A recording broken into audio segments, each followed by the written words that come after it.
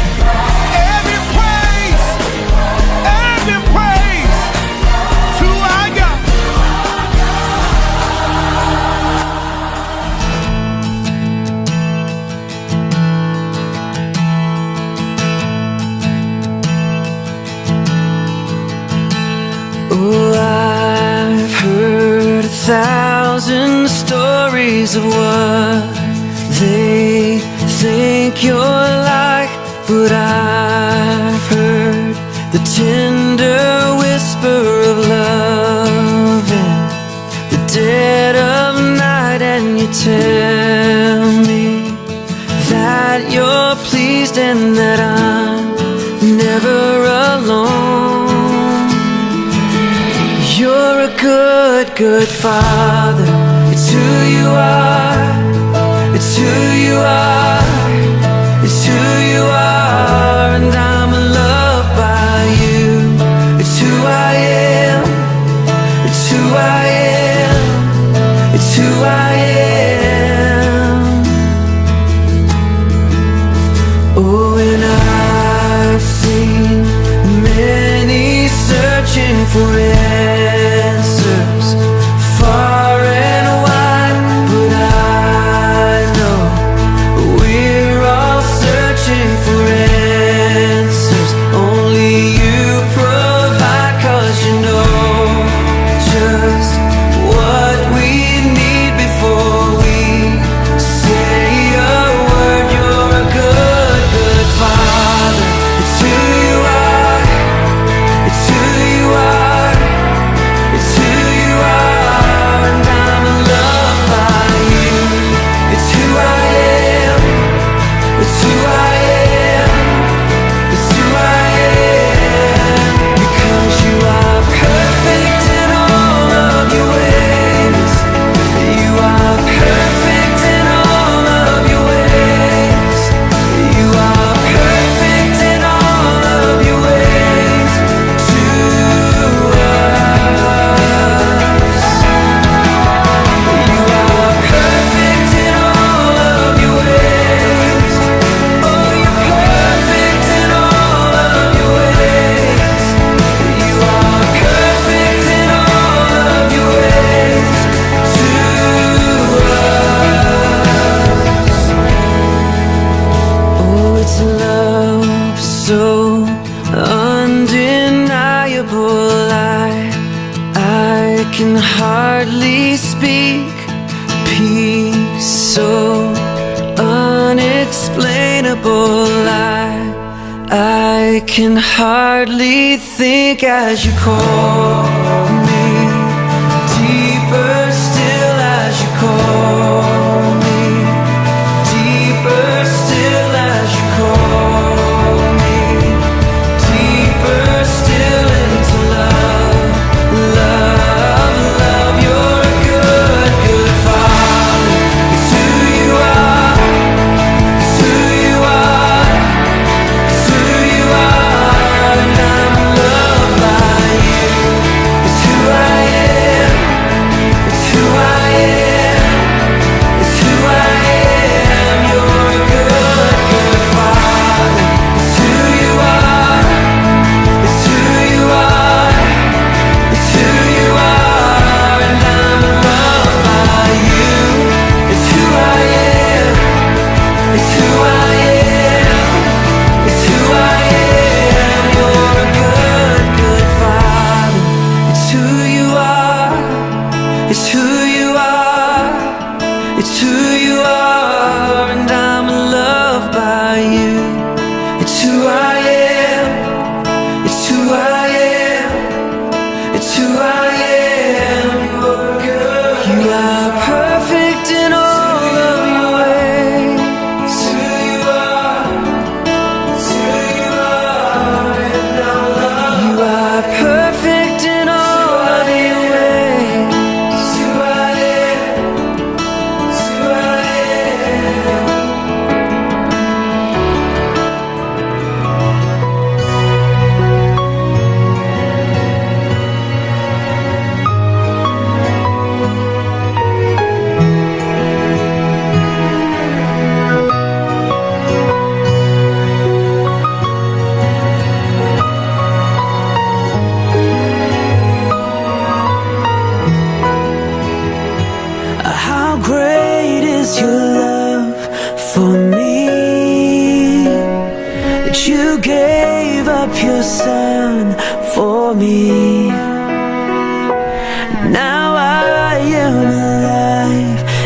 free.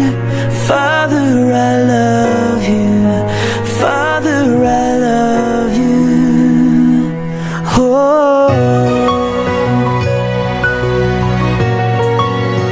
yeah.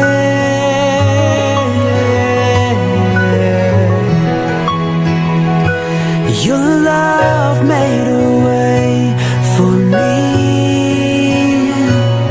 and into me you see. You love every part of me. Father, you love me. Father, you love me. Oh, the love of my Father is deeper than any love I know.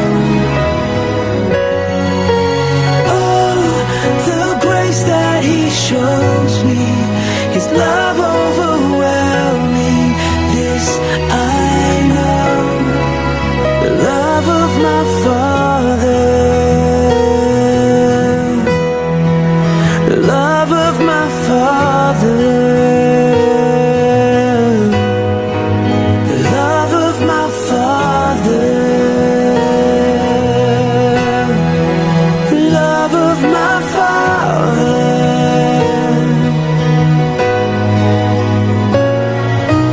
Abba, Father, your love is never ending. There's no other love like yours. In your presence, my heart is overflowing. Father, I am yours. Abba, Father, your love is never ending. There's no other love like yours. In your presence, my heart is overflowing. Father, I am yours. Oh, the love of my Father is deeper than any love I know. Oh, the grace that He shows me, His love overwhelming. This I know, yeah. Oh, the love of my Father is deeper than any love I know. Oh, the grace that He shows me, His love overwhelming. This I know, the love of my Father, the love of my Father. Oh, the love of my Father,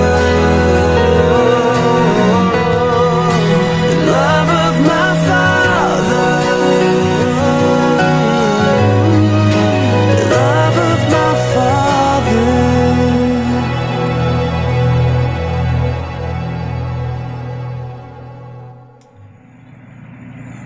Muli ay binabati ko po at wini-welcome ko po ang bawat isa sa ating online worship service, at binabati ko nga po pala ang lahat ng mga dakilang ama at mga masisipag at magigiting na mga ama ng tahanan, lalong-lalo na po ng bawat miyembro ng Sola Gracia Christian Fellowship. Happy Father's Day po, and God bless po sa bawat isa. At sa mga panahon nga po na ito, nag-giveaway po tayo para po sa event na ito ng Father's Day, na kung saan hininto po muna natin pansamantala ngayon lamang pong linggo na ito ang ating pong series sa ating celebration ng ating ika-17 anibersaryo ng Sola Gracia Christian Fellowship, sa ating series na Iron Sharpens Iron. So, i-resume po natin ito kaagad sa susunod na linggo, just to give way for this event para sa mga dakilang ama ng ating tahanan. At sa panahon po na ito na alam ko po na ang ating speaker sa umagang ito ay tiyak ko na namimiss na po natin. Ito po ay ang ating senior pastor, which is si Pastor Hill Torrio. At huwag na po natin patagalin, siya po ang magdi-deliver ng mensahe sa atin sa umagang ito. Kung meron man po kayong mga maririnig na some noises sa kanyang video, hinihingi ko po sa inyo ang inyo pong pangunawa at higit na magbigay na lamang po tayo ng atensyon sa mensahe ng Panginoon na ihahatid po sa atin ni Pastor Hill Torrio. Isang magandang umaga ang aking pinaabot sa lahat.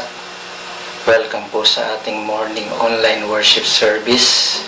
Ako po si Pastor Hill, Senior Pastor ng Sola Gratia Christian Fellowship, na bumabati sa lahat ng Sola Gratians na Happy 17th Anniversary. Pinabati ko rin po ang aking mga kapatid na nagsa-celebrate ng kanilang kaarawan sa buwan ng Hunyo.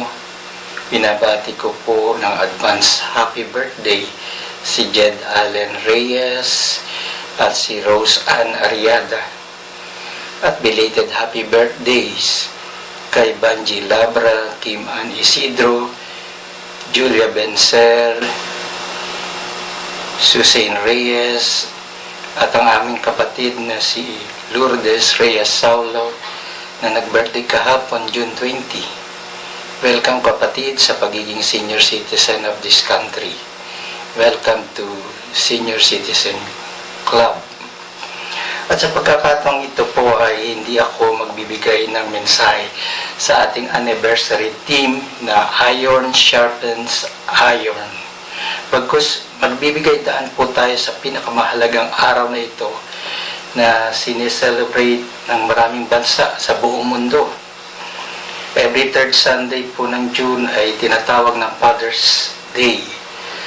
Kaya sa lahat ng mga tatay, sa mga magiging tatay at nagbabalak na maging tatay, Happy Father's Day sa inyong lahat. Samahan po ninyo akong basahin ang mga piling talata sa Biblia na pagbabasihan ng ating mensahe sa umagang ito ayon sa Magandang Balita Biblia. Ito po'y matatagpuan sa 1 Timothy chapter 2 verses 12 hanggang 13, 1 Timothy chapter 5 verse 8 at John chapter 10 verse 11. Hindi ko sila pinapayagang magturo o sumabat habang ang mga lalaki ay nagtuturo, kundi dapat silang manahimik, sapagkat si Adan ang unang nilalang bago si Eva. Ang sinumang hindi kumakalinga sa kanyang mga kamag-anak, lalo na sa mga kabilang sa kanyang pamilya, ay tumatalikod sa pananampalataya at masama pa kaysa sa isang di mananampalataya. Ako ang mabuting pastol. Iniaalay ng mabuting pastol ang kanyang buhay para sa mga tupa. Ang Diyos ang magpapala sa mga talatang binasa sa umagang ito. Tayo po'y manalangin. Makapangyarihang Amang nasa langit, hayaan mong ang iyong mensahe ay mapahayag sa araw na ito at tumimo sa bawat puso at isipan ng mga tatay sa pangalan ni Jesucristo na aming Panginoon. Ang title po ng mensahe po natin sa umagang ito ay isang hamon tanong sa mga tatay. Tay, alam mo ba ang iyong tungkulin bilang isang ama? Dad, do you know your role as a father? I would like to discuss with you the three important role of the father. Yung tatlong major duties na tungkulin ang dapat isaalang-alang ng isang tatay. Una sa lahat, ang tungkulin bilang puno o leader sa tahanan.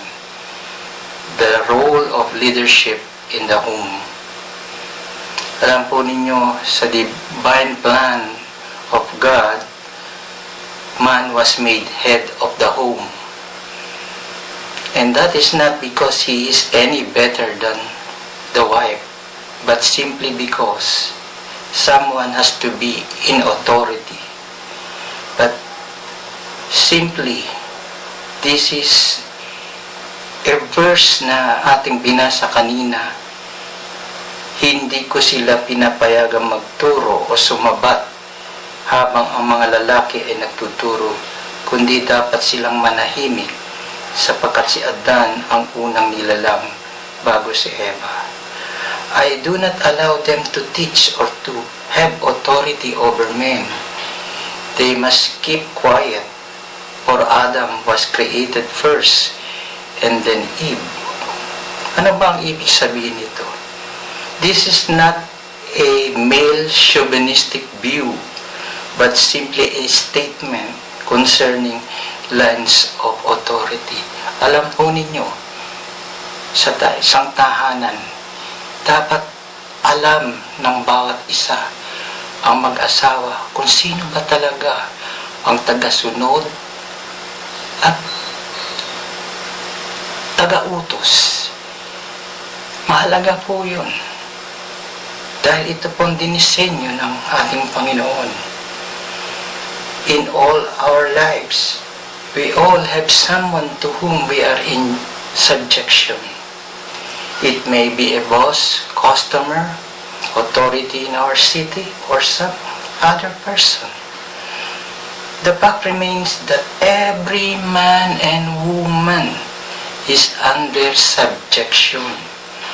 This does not mean those in authority are wiser or better than we. It simply means for a security to survive, there has to be someone to assume the role of a leader.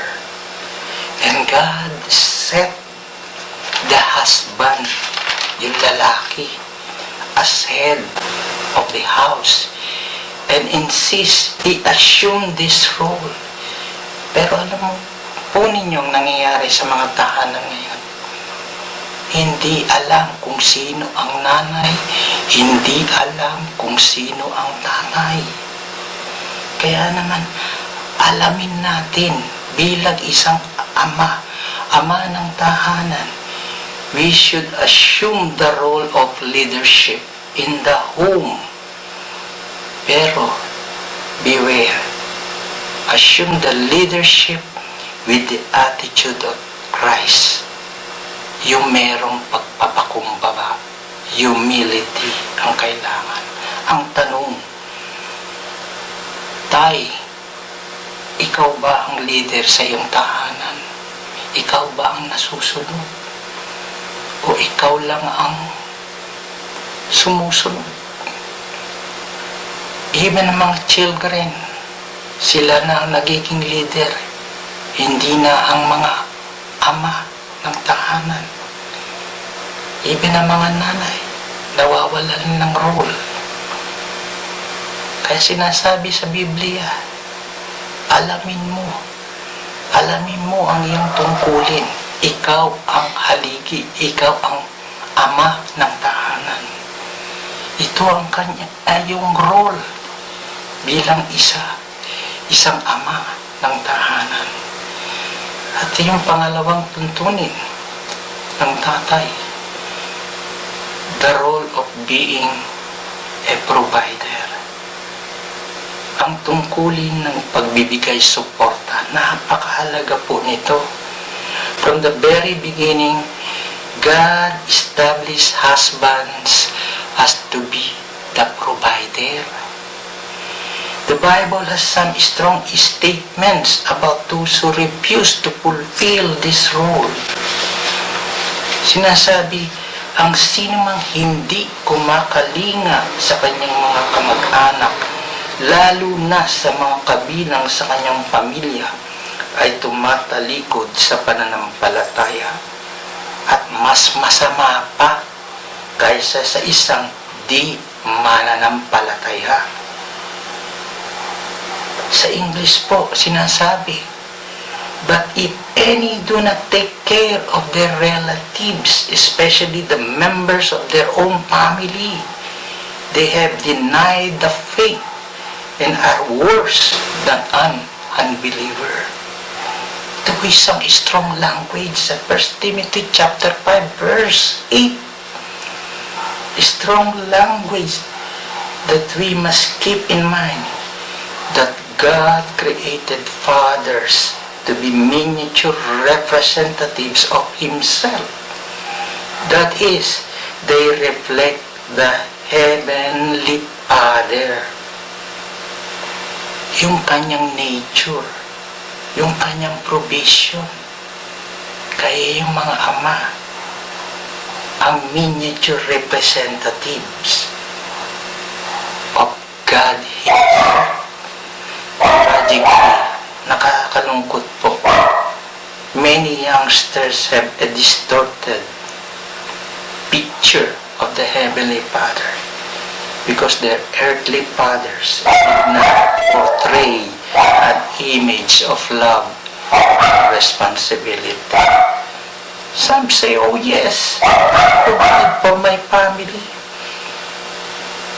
And what they mean is that they put a paycheck on the table every week. But what about other provisions they need from you? What about your affection, ang iyong pagmamahal? What about your example, ang iyong ehemplo? What about your godly counsel, ang payong nagkakalinga, payong makadiyos? What about your companionship, your laughter, your warmth? Hindi mo ba kayang ibigay ito sa iyong mga anak? Tatay, ikaw ba ay naging pabaya? Nagkulang ka ba sa mga aspetong ito? Your loving concern. Hindi lang po mga material na bagay ang pwede natin ibigay sa mga bata. Marami po. Yung sinasabing provision, hindi po yung material na bagay lang. It's about you. Your availability sa iyong mga anak. At yung pangatlong tuntunin na kailangan malaman ng isang ama ng tahanan, the role of being a protector. Ang tungkulin bilang taga-ingat. Iniingatan po natin ang ating pamilya. Gayon din po ang ating mga anak. God wants you to be the protector of your children. Like Jesus' very word in John chapter 10 verse 11. "I am the good shepherd who is willing to die for the sheep." Ako ang mabuting pastol. Inaalay ng mabuting pastol ang kanyang buhay para sa mga tupa. Tatay, willing ka bang ibigay ang iyong buhay sa iyong mga anak? At handa ka ba bilang protektahan siya hanggang sa kanyang paglaki? Pero bakit ganun? Maraming tatay ang pinababayaan ng kanyang mga anak. Marahil hindi ka pa handa para maging tatay. Sabi ni William Shakespeare, "It is a wise father that knows his own child." Ang mabuting ama o ang matalinong ama ay isang nakakakilala sa kanyang anak. Ang tanong, kilala mo ba ang iyong anak? Bilang isang tatay, kilala mo ba siya hanggang sa ngayon? Marami po ang mga tatay ngayon na iniiwan ang mga anak sa pagkapanganak pa lang. Pagkapanganak pa lang, iniiwan na. Alam po ba ninyo na napakalaga yung first 3 years sa buhay ng isang bata? Mahalaga po sa bata yun. The family's most powerful influence in the life of the child is felt during the first 3 years. Napakalaga po ito dahil kailangan po ng bata ang mga magulang, lalo na po ang presence ng isang ama, presence ng mga tatay. Marami pong mga bata ang lumalaki na walang ama, walang nakagis ng ama. If a child is abused or abandoned and not being protected during his life, the scars of that hurt will follow him throughout his life. Tatay, gusto mo bang ang iyong mga anak ay maging malakas, stable, well-rooted, well-grounded? Alam po, you need to shower your children with time. Mahalaga po yung oras para sa kanya na ini-spend natin bilang mga ama. Cultivate a relationship with them. You need to introduce them to the Lord Jesus Christ and protect them from the pest that surrounds them. Alam po ninyo, ang mga bata ngayon gumagalaw sa mundong ito na walang kinikilalang ama. Kaya naman marami pong mga bata ang naglalayas, nagwawala, naging pabaya sa kanilang sarili sapagkat wala silang nakagisnan ng mga tatay. Tatay na nagpoprotekta sa kanila. Sa mga tuwid, napakahalaga po ng role natin bilang isang tatay o bilang isang ama sa mga anak natin. In conclusion po, through the years, yung much of the burden of having the right kind of home has been placed on mother. Pero ano po sinasabi ng Biblia? Ang lahat po ng mga responsibilidad ay inako na ng mga ina ng tahanan. Pero sinasabi ng Biblia, ang burden ay nasa kanilang ama, nasa mga ama ng tahanan. The Bible places most of the burden squarely in the lap of a dad. Kaya napakalaga po nito. Tay, ikaw ba ay leader ng iyong tahanan? Ikaw ba ang provider? Ikaw ba yung protector ng iyong tahanan? Alam mo ba ito? Hindi mo naunawaan. Kasi sa mundong ito, marami pong babaya ng mga ama ng tahanan. Saludo po sa mga ama ng tahanan na kumikilat sa kanyang responsibilidad. It is your responsibility to set the moral and spiritual example for the home. It is your responsibility to see to it the Word of God is honored and revered. It is your responsibility to take lead in the matters of discipline. Make sure your children are raised in nurture and admonition of the Lord. Kaya mga ama ng tahanan, thank you sa mga mothers, some of which of these responsibilities have fallen to them. Hinako ng mga ina ang responsibilidad ng mga ama ng tahanan. Nakakalungkot po yun. But remember, God will answer to God for it. You need to lead, provide, protect, and that is what the fatherhood is all about. Purihin ang dakilang Diyos. Happy Father's Day po sa inyong lahat. Tayo po'y manalangin. Marami pong mga bata sa ngayon na ipinapanganak na walang nakagis ng tatay sa kanilang buhay. Hayaan mo ang mensaheng narinig sa umagang ito ay napaalalahanan ng mga ama ng tahanan na maging aware na sila ang leader ng tahanan, na magbigay ng provision at protection sa pamagitan ng pagmamahal sa kanilang mga anak, and to set the moral and spiritual example for the home. Pagpalain mo ang lahat na nakinig ng iyong mensahe sa araw na ito. Heavenly Father, I greet you.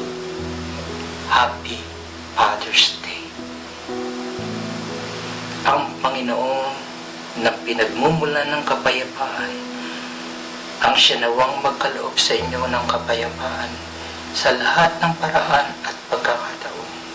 Naway sumainyong lahat ang Panginoong Jesucristo. Amen.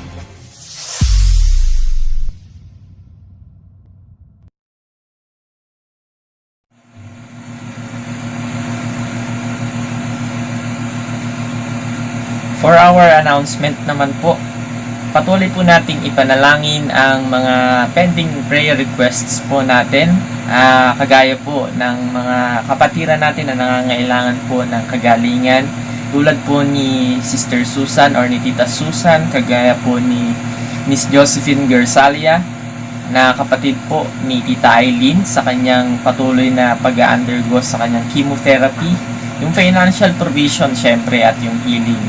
At patuloy po nating ipanalangin din yung mother ni Kuya Sir J at ni Ate Raina, which is si Jinky La Chica, na humaharap po sa seryosong karamdaman sa mga panahon na ito, i-continue po natin na ipanalangin siya, lalo-lalo na po sa kanyang emotional and physical and spiritual encouragement na kailangan niya sa mga panahon na ito. At patuloy natin ipanalangin din yung continuous recovery kay Sister SP Manalo, kay Connie Lopez, and Brother Sol Ramos na kapatid po nila Tita Beth, na patuloy po silang pagalingin at provide ng Panginoong Diyos ang kanilang pangailangan, ano. At patuloy nating ipanalangin ang events ng Sola Gracia, lalo-lalo na po sa buwan na ito, no? At sa buong taon na ito, na maging fruitful tayo at maging productive tayo lalo sa mga darating pang taon ng ating buhay as we celebrate and face another year na binigay po sa atin ng Panginoong Diyos. And yun lamang po, patuloy pa rin po natin ipanalangin ang kinakaharap po nating pagsubok sa ating bansa sa mga panahon na ito, no? Hindi lamang sa ating bansa, kundi sa buong mundo, which is yung pandemic na dala po ng COVID-19, ano? Patuloy nating pagkaingatan ng mga sarili natin at sumunod na lamang po tayo sa mga pinag-uutos ng ating gobyerno. Yun lamang po sa umagang ito. At muli, binabati ko po ng Happy Father's Day ang lahat po ng mga ama ng tahanan na lalo-lalo na po ng miyembro ng Sola Gracia Christian Fellowship. Happy Father's Day po sa inyong lahat. Higit sa lahat, Happy Father's Day po sa ating banal na ama na nasa langit, ano. Yun lamang po, at tayo po ay manalangin sa umagang ito. Let's pray. Lord, salamat po sa muli mapagpalang araw na binigay niyo po sa amin. Salamat, Panginoong Diyos, sa mayamang mensahe po na inihatid po, Panginoon, sa amin sa pamagitan po ng aming Pastor Hill. Dalangin ko, Lord God, na patuloy na maging challenge sa bawat ama ng tahanan ang mensahe na ito. Higit sa lahat sa mga kalalakihan na darating din sa panahon, Lord God, or sa time na kung saan ay magiging ama rin sila, Lord God. Dalangin ko, Panginoon, na patuloy na bigyan mo ng wisdom ang lahat po ng mga taong nakapakinig ng salita mo kung paano po nila mai-apply ang lahat ng ito sa kanilang mga buhay, Lord God. Salamat, Panginoong Diyos, sa mga dakilang ama na meron po, Lord God, ang bawat isa sa mga panahon na ito. Kundi po dahil sa kanila at kundi po dahil sa inyo, Lord God, ay wala po kaming matatamas ang buhay ngayon, Lord God, sa mga panahon na ito. Salamat muli, Panginoong Diyos, at lalo-lalo na po sa inyo na inyo po kaming nilala po sa inyong mga bisig bilang mga anak mo, Lord God. Salamat, Panginoon, sa inyo pong mayamang biyaya sa pamamagitan po ng aming Panginoong Kristo. And now to Him who is able to keep you from falling before His glorious presence without fault and with great joy. To the only God, our Savior, be glory, majesty, power, and authority through Jesus Christ, our Lord, before all ages, now and forevermore. And all God's people will say, Amen. Again, pagpalain po kayo ng bawat isa at stay healthy and stay connected with God. To God be all the glory po.